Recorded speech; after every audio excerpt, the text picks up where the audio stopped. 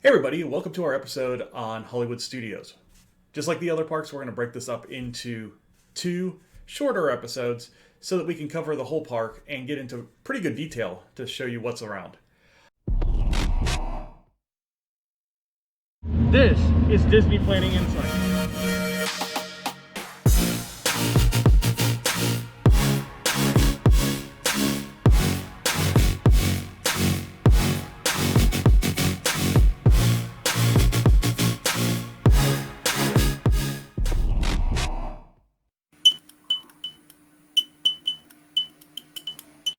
Welcome to Disney Planning Insights. We provide trip planning information through video content, podcasts, and blogs aimed at helping you enjoy your Disney vacation experience. Be sure to hit that like and subscribe button to stay up to date with all of our releases, and follow us on Facebook and Twitter to join in conversations from all around the Disney properties. There's only one way to get in and out of the park. It's through the front entrance, at least right now. So, Peter, why don't you take us through the transportation options at Hollywood Studios? Sure. You have a lot of options coming in to Hollywood Studios, so I'll kind of talk a little bit about each one of them. You can get in through buses, boats, or the Skyliner. So let's just go ahead and start with the boats and the Skyliner because they actually are pretty much the same area. So the Friendship boats, as we talked about in the second part of the Epcot, are going to connect you to the Beach Club, the Yacht Club, the Boardwalk, the back part of Epcot, as well as the Swan and Dolphin Resort. And then you come up this nice long channel, and it leads you to a dock right next to the entrance to Hollywood Studios. At the same time, you can take the Skyliner, and again, the Skyliner has stations at the backside of Epcot, so if you're in those same resorts, you could walk up to the station at the backside of Epcot and board the Skyliner. Then you can also board it at Riviera, at Caribbean Beach, or at Pop Century and Art of Animation. In order to get to Hollywood Studios, you're going to get off at the main hub at Caribbean Beach, and you're going to board the line specifically dedicated to Hollywood Studios.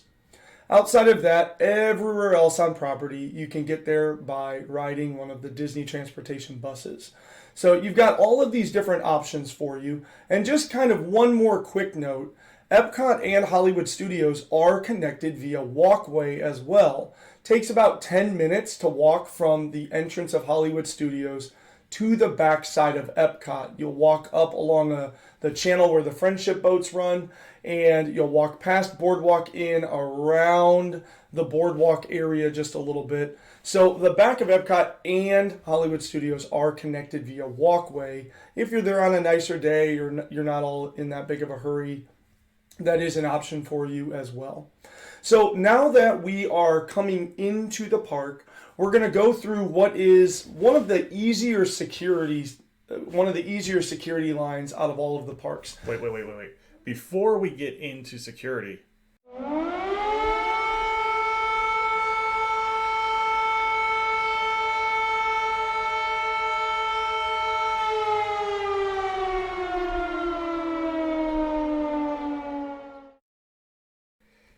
we've got to make our reservation for Rise of the Resistance. Oh, that is a very, very good point. So right now, Rise of the Resistance reservations go online at 7 a.m.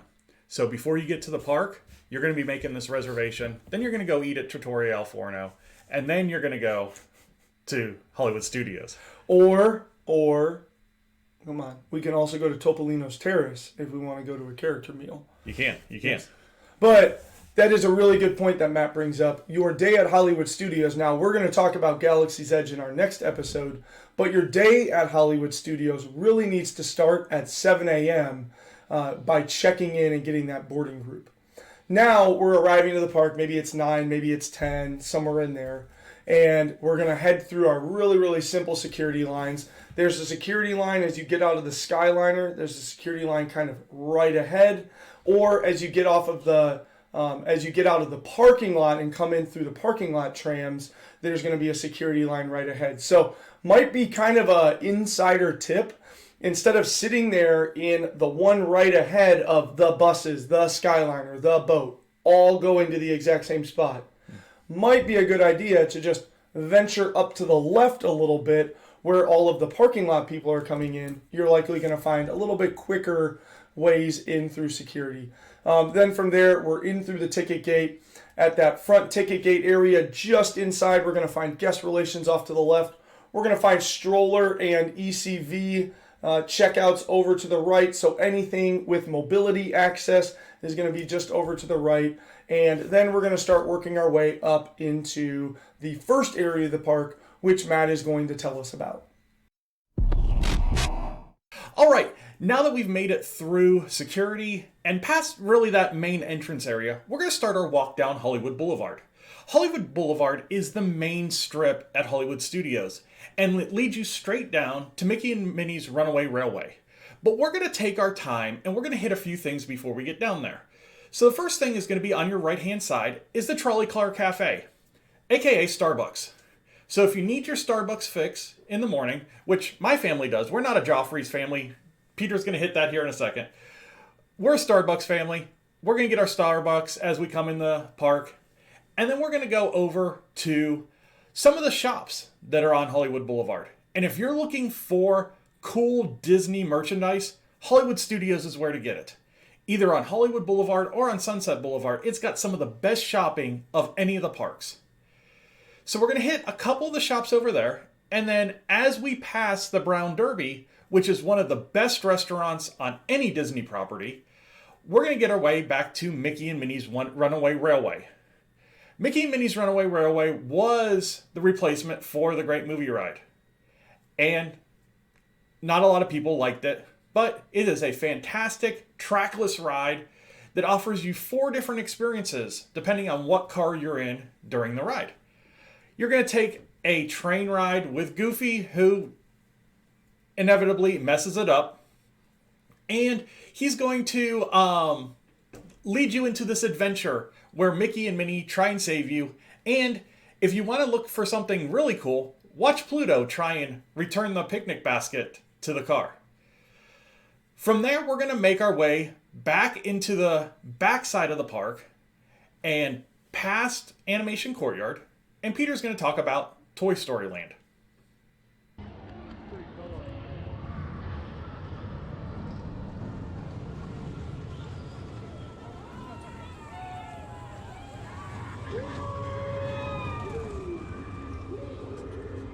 All right, so now we are coming down and away from Mickey and Minnie's Runaway Railway, which is, of course, the newest attraction at Hollywood Studios and quickly becoming a favorite of many, even though the purists are still upset about Great Movie Ride being gone. And we're going to be coming down a little walkway that very clearly is taking you to a new area of the park, and we're going to be working our way towards Toy Story Land. Now, before we get there, it is important to note that there are a couple of things on the way. On the right-hand side, you'll find a door that kind of takes you in, and it's a really, really neat exhibit because it has a whole bunch of different prototypes and models of various attractions around all the Disney properties around the world. So really cool stuff back there. A lot of times there are some shows back there and some character meet and greets that kind of rotate around. And then past that building, you're going to find a Joffrey's, which is always important this time, especially if you're going through our plan. My family will go and get themselves into a line, and then I'll go grab the Joffrey's real quick before meeting up with my family. And past that area, you'll find kind of a courtyard that sort of leads to nowhere. And that's because it used to be the entrance for Toy Story Mania. And now it is an area where they run an Incredibles show and some meet and greets. A lot of times you can meet Woody and Buzz back there. And of course, this is all in the non-COVID times that you're able to do these things. So, a couple of things just to note as you're working your way towards Toy Story Land. But now, we're going to turn to the right. We're going to go up this big walkway that is clearly leading us somewhere new. And we're going to move into Toy Story Land. And as you are moving into Toy Story Land, you're going to realize that either you're getting smaller or the stuff is getting bigger. And that's because you are shrinking down to the size of one of Andy's toys. So let's get into Toy Story Land and talk about the things you're going to experience in there.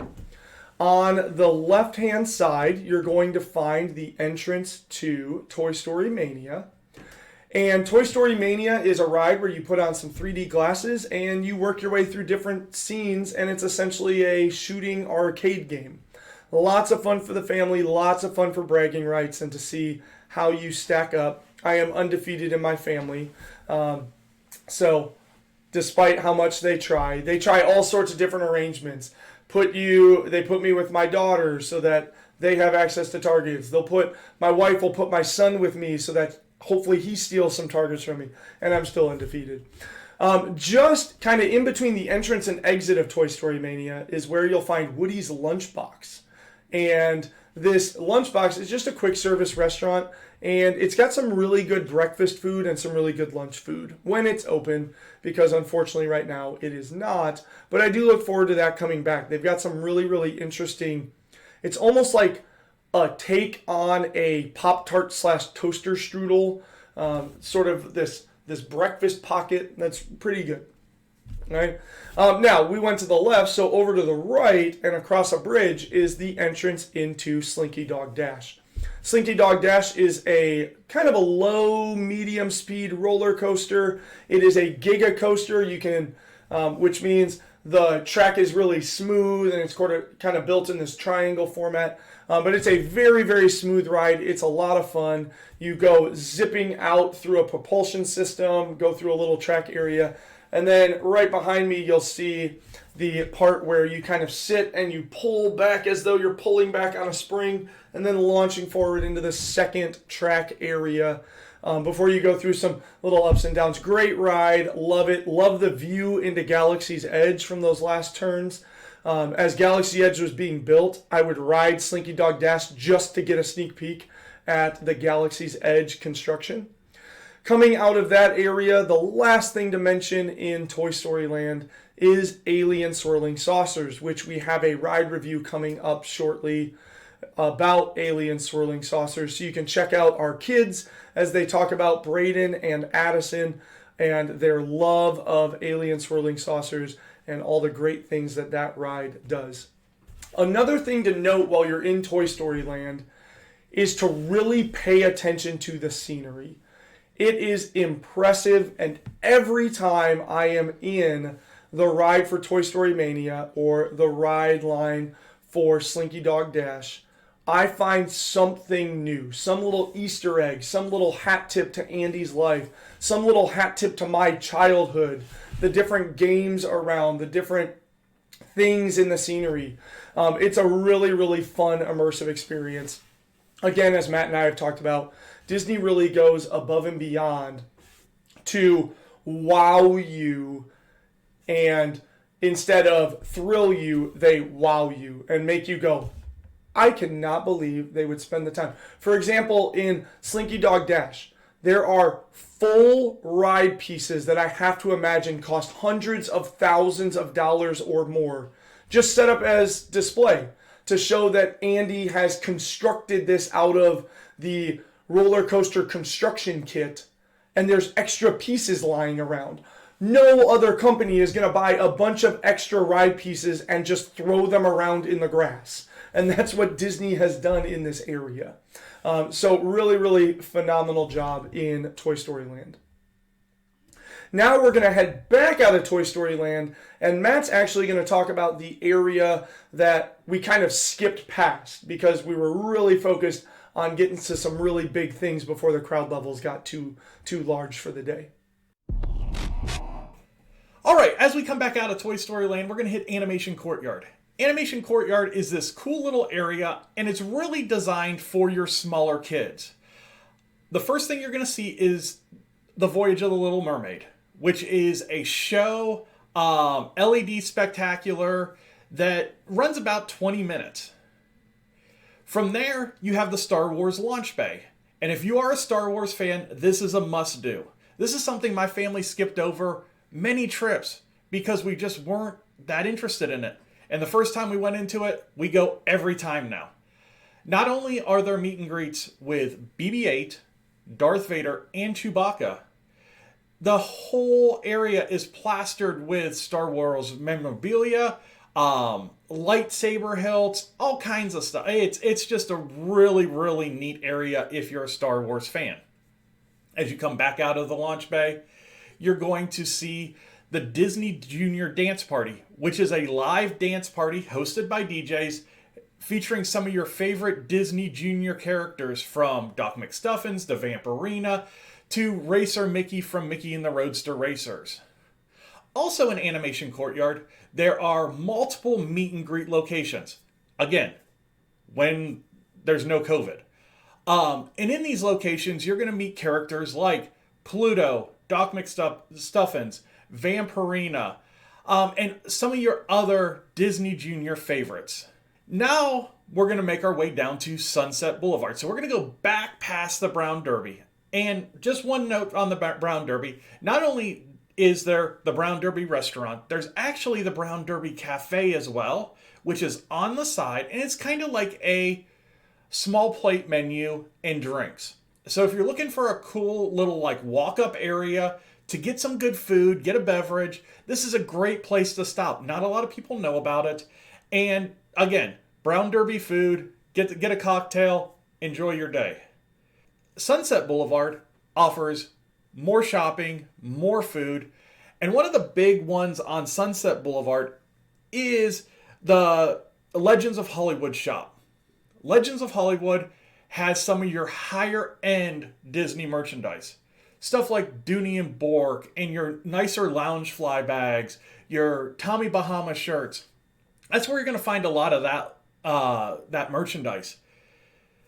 Also, on the left-hand side of Sunset Boulevard, as you're walking down towards Tower of Terror, is the Sunset Ranch Market. And this is a collection of grab-and-go food stands that offer everything from hamburgers to vegan bowls and ice cream.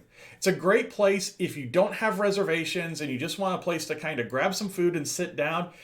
This area offers tons of options and has plenty of seating for you and your family. From there, Peter, why don't you talk a little bit about the rides and attractions that Sunset Boulevard offers?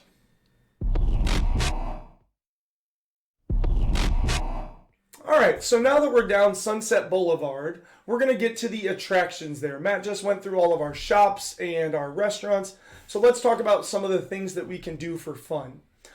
On the right-hand side, as you're making your way towards the looming tower that is characteristic of Sunset Boulevard, you're going to find Beauty and the Beast live action show.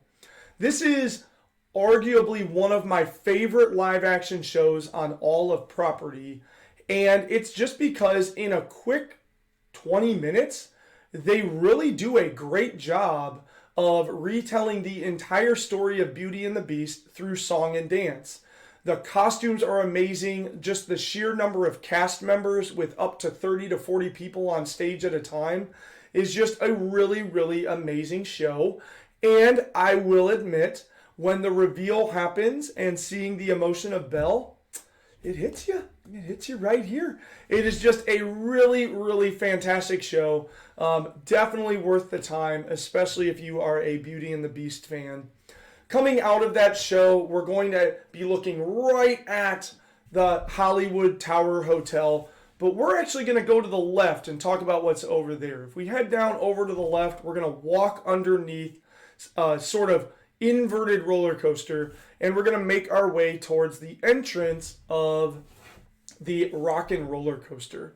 Now, Rockin' Roller Coaster does boast one of the highest ride requirements. You do need to be 48 inches tall to ride this ride, and that's because it is a linear propulsion roller coaster that takes you from 0 to 57 or something like that in a matter of a couple of seconds. And you immediately start by going inverted, and you are going to invert 3 times on this coaster. So just be aware with the type of people you're traveling with. This is the only thing on property where it's actually going to invert you and fully take you upside down. So this is where your thrill and adrenaline junkies, this is going to be one of their favorite rides in all of Disney, just because they're looking for more of the Kings Island Six Flag type experience. Past that, you're going to move into sort of an area that changes quite often, but is currently housing Lightning McQueen Racing Academy. And me personally, I hope this stays for a very, very long time. Really, really neat show where Lightning McQueen comes and talks to you.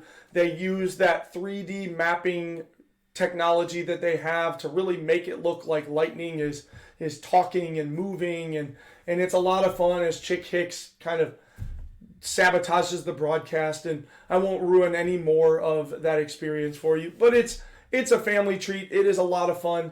If you've done Minnie and Mickey Runaway Railway and you've headed into our Toy Story area, a really good spot to go then is down here, because you're probably going to be getting to Lightning McQueen Racing Academy kind of as its opening. Parents, you can take your smaller kids who aren't big enough for Rock and Roller Coaster and go check out that show. Kind of kill some of the time while the older kids or the more thrill-seeking adults are running in there. Set up your rider swap, put them in the line, take the little ones over to Lightning McQueen. Everybody's going to have a good time. Really, really well thought out to put that in that area. Coming back, the last thing is the iconic piece of Sunset Boulevard, and that is the Hollywood Tower Hotel, home of the ride Tower of Terror. You head your way in, really, really macabre looking decor. Has the look of a hotel that is in ruins and has not been occupied in decades. Working your way in, you'll go through a couple of rooms, you'll go down into the boiler room, and you'll board the service elevator. What I love about Tower of Terror is that no two rides are the same. It's a computer randomization program. You work your way in, and there are 9 different sequences. So even if you've ridden it, you're not going to remember getting the exact same sequence over and over again, because it's all just sort of random on which one will load into the launching corral. And a quick sort of insider knowledge, Tower of Terror is not a free fall system. It is actually set on bungees and pulleys that allow them to very quickly bring you up and down and up and down.